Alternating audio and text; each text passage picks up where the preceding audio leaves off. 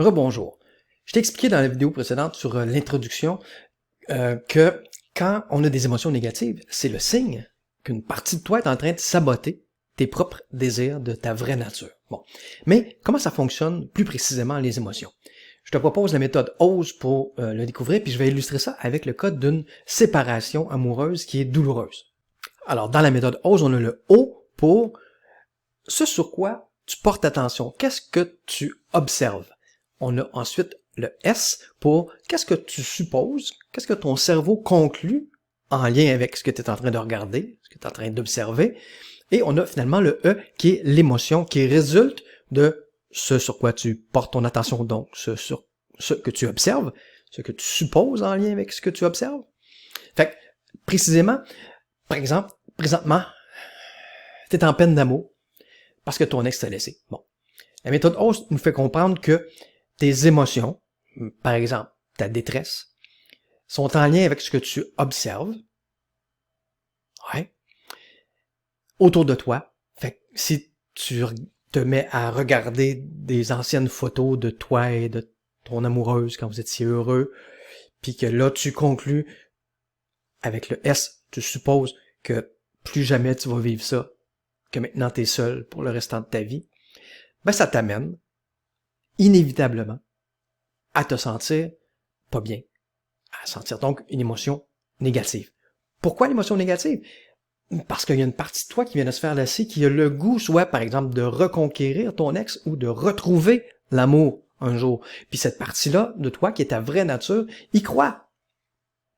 Puis à côté, de ton moi socialisé qui porte son attention sur ce qui n'est plus et qui conclut que ça ne sera jamais plus non plus.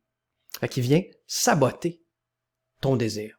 Mais imagine 2 secondes que t'apprends que ton ex, qui vient de te laisser, là, t'a trompé pendant plusieurs mois avant de te quitter. OK? Avec cette nouvelle information-là que ton cerveau observe, en un seul instant, ta peine ou ta détresse vient de changer en colère, n'est-ce pas? Et puis les bras de ton ex, là, tout d'un coup, il te manque pas mal moins qu'avant. Comment ça? Mais parce que ton cerveau a reçu une nouvelle information. Fait que le O il observe une nouvelle information, puis en un seul instant, il suppose, ça c'est le S, que ton ex ne te méritait pas vraiment. Non, que même ton regret, c'est de pas l'avoir laissé toi-même. Fait que ton deuil de cette relation-là, avec cette nouvelle information-là, vient de se faire vraiment plus rapidement. OK? Bon. Tout ça, on comprend ça facilement avec le OSE. O, qu'est-ce que tu observes présentement? Le S, qu'est-ce que tu supposes en lien avec ce que tu observes? Puis le E. Donc, quand on a une émotion négative, c'est nécessairement parce que on suppose quelque chose en lien avec ce qu'on observe. Si on observe d'autres choses, on risque de conclure autre chose. Donc, la compétence à développer, c'est lorsque tu vis une émotion négative qui te dit que tu es en train de saboter un désir de ta vraie nature, essaie de développer ta capacité à supposer autrement, donc à supposer comment? À supposer comme le fait ta vraie nature. Une technique pour ça, ça s'appelle le meilleur ami. Essaie de penser un peu plus comme penserait ton meilleur ami. Qu'est-ce qu'il dirait ton meilleur ami dans ta situation à toi? Qu'est-ce qu'il regarderait dans ta situation? Puis qu'est-ce qu'il supposerait qui serait davantage en lien avec ta vraie nature? Quand tu viens de te faire laisser, ton meilleur ami, il dira pas des choses comme oh, là, ça va pas bien ton affaire. Jamais tu vas retrouver une fille ou un gars comme ça. C'est terminé. Puis à ta place, j'aurais pas fait ci ou fait ça, ou tu sais, j'aurais arrêté de faire ça parce que c'est pour ça qu'il est parti. Là, hey, c'est un meilleur ami comme ça, fais-toi-en un autre. Parce qu'il te décourage, lui. Il te sabote l'idée que tout n'est pas terminé et que tu peux à nouveau retrouver l'amour si tu me comprends, si tu me crois pas, tape sur Internet mariage, âge avancé, puis tu vas voir qu'il y a du monde qui se marie heureux à tous les âges de la vie. Donc, c'est possible. Est-ce que ça va t'arriver à toi? Je le sais pas. C'est dans le futur. C'est ça qu'il faut retenir. Quand tu supposes des choses qui t'amènent à vivre des émotions négatives qui viennent saboter tes désirs, tu le sais pas si c'est vrai. Alors, pourquoi tu prendrais ça comme si c'était la réalité? Alors qu'il pourrait y avoir une autre réalité, c'est que tu sois capable de vaincre ta timidité, que tu sois capable de rencontrer l'amour à nouveau, etc., etc. Donc, plus en accord avec ton désir de ta vraie nature. Une deuxième technique que je peux partager avec toi, c'est la technique de l'écrivain. Alors, tu fais juste répondre à la question suivante. Si ta vie était un livre et que c'était toi l'auteur, qu'est-ce que tu voudrais qu'il se passe dans ton prochain chapitre? Ça, je trouve que c'est une excellente question parce que elle fait abstraction des chapitres d'avant. Okay? Là, si je prends encore la relation, l'exemple de la séparation amoureuse douloureuse, ben oui, ta relation est terminée. Bon, ça c'est dans les chapitres d'avant. Maintenant, pour le chapitre suivant, qu'est-ce que tu veux? Fait que tu te bases sur ton désir, puis là, tu t'inventes une histoire qui peut être vraie.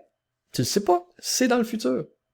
Fait que là, tu t'inventes, par exemple, après avoir fait mon deuil, je me suis remis graduellement de ça, je me suis remis sur pied. J'ai commencé à croire que, écoute, ça se pouvait que je rencontre quelqu'un, puis j'ai commencé à me l'imaginer. Hein? J'ai commencé à penser à qu'est-ce qu'elle me ferait vivre. Ce serait quoi notre quotidien? Qu'est-ce que j'aimerais qu'elle fasse? Qu'est-ce que j'aimerais qu'elle soit comme personne? Qu'est-ce que je vais apporter à cette relation-là, etc. Puis, le critère, dans le fond, quand tu joues à ce jeu-là, quand tu appliques cette technique-là de l'écrivain, c'est ça doit te faire vivre une émotion positive. Si ça ne le fait pas, c'est parce que ce que tu es en train d'écrire dans ton prochain chapitre, ton cerveau ne le gobe pas. Il ne l'accepte pas comme une réalité possible. Alors là, c'est parce que tu dis trop des grosses choses que ton cerveau est pas capable d'avaler présentement. Fait que diminue un peu. Exemple, au lieu de dire « c'est certain que je vais trouver mon âme sœur dans les 2 prochaines semaines », ça se peut que ton cerveau il fasse « pas tant sûr, moi ». Fait que là, t'auras pas ton émotion positive, tu vas encore avoir ton émotion négative de doute. Bon, fait que ce que tu pourrais dire à la place, c'est que tu souhaiterais rencontrer ton âme sœur le plus rapidement possible, que t'aimes croire. Hein? C'est moins affirmatif, ça, mais c'est affirmatif pareil. J'aime croire que je vais rencontrer à nouveau mon âme sœur. J'aime croire que ça va se faire relativement rapidement. J'aime croire que la vie va me surprendre à nouveau avec quelqu'un sur mon chemin qui va très bien aller avec moi, qui va être comme ma complice, mon complice, etc. Puis là, ben, allez-y, mettez-en des détails. Qu'est-ce que vous aimez de cette personne-là? Je vais vous donner d'ailleurs un exemple dans la prochaine vidéo. Fait qu'on a 2 techniques présentement. Le meilleur ami, imaginez qu'est-ce que ton meilleur ami te dirait dans ta situation à toi pour t'encourager, pour te soutenir, pour te pousser vers la réalisation de toi.